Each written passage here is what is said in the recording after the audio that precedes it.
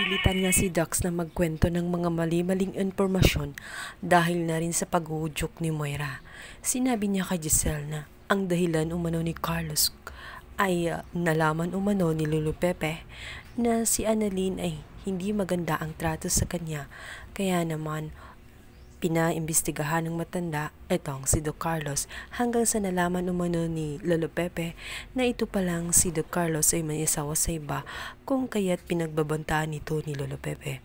Hindi umano nagustuhan ni Doc Carlos kung kaya't ito'y kanyang kinidnap. Ngunit hindi naniniwala itong si Giselle.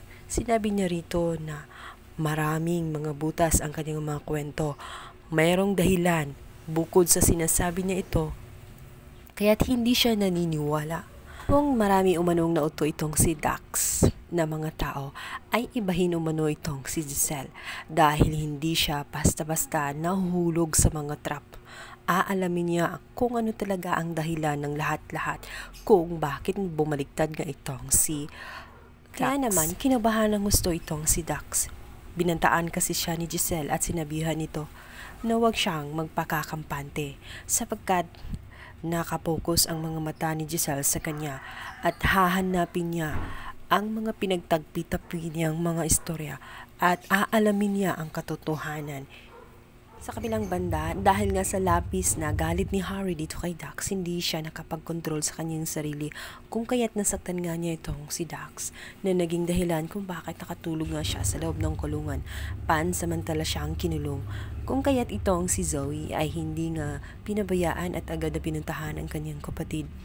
Nagalit naman ito ang si Harry at sinabihan na bakit nag-abala pa siya, hinayaan na lang umano siya doon at makakalabas din siyang mag-isa. Ngunit giit nga nitong si Zoe na hindi siya pwedeng pabayaan sapagkat ibinilin siya ni Doc Carlos sa kanya. Sadyang hindi natutuwa si Harry tuwing nire-rescue siya ng kanyang kapatid na si Zoe dahil kaaway din ang kanyang tingin dito. Hindi siya kampante na maging kaibigan nitong si Zoe.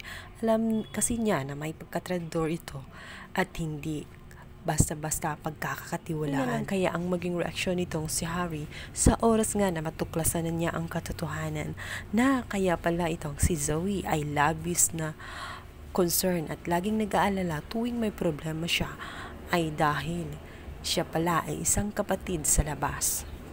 Sa kabilang banda, nalaman na nga ni Carlos ang mga pinagagawa ni Moira at dito nga ay naiinis siya dahil idinidiin siya ni Moira sa kasalanan na hindi naman niya ginawa dahil si Moira naman talaga ang utak ng krimen na yun, kung kaya't dapat siya talaga ang makukulong. Carlos ngayon ay nagtatago sa kanyang kaibigan na close na Dr. Dean sa Estridge. Ito nga ay si Doc Romulo.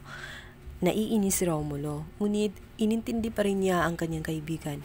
Pumayag siya na doon muna makituloy sa pansamantala hanggang sa isang araw na isipan nga ni Carlos na utusan nga itong si Romulo na kailangang kunin niya ang pera niya sa loob ng opisina dahil kailangan niya iyon sapagkat hindi siya makagalaw kapag wala nga siyang hawak na pera, lalo't isa siyang wanted. Sinabi nito na tuwing lunch ay umaalis ang kanyang secretary, kung kaya't yun ang pagkakataon na pasukin niya ang kanyang opisina.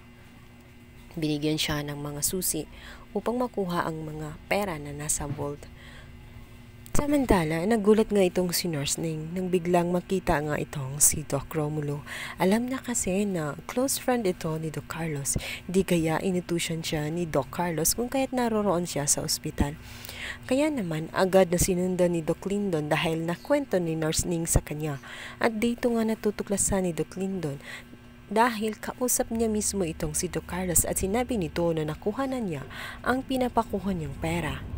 Abis na nagtaka itong si Doc Lyndon kung kaya't sa sobrang pagka-curious niya, lalo't narinig niya ang pangalan ni Carlos, agad niyang sinundan ang naturang tao at doon nga niya matutuklasan ang pinagtataguan nitong si Doc Carlos.